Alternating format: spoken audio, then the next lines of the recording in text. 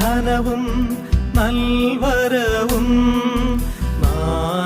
നാനാവിധമാക്കി ഞാൻ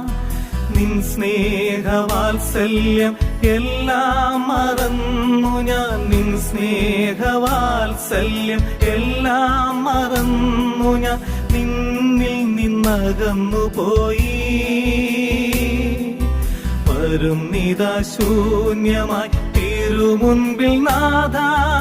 എന്നെയും സ്വീകരിക്കൂ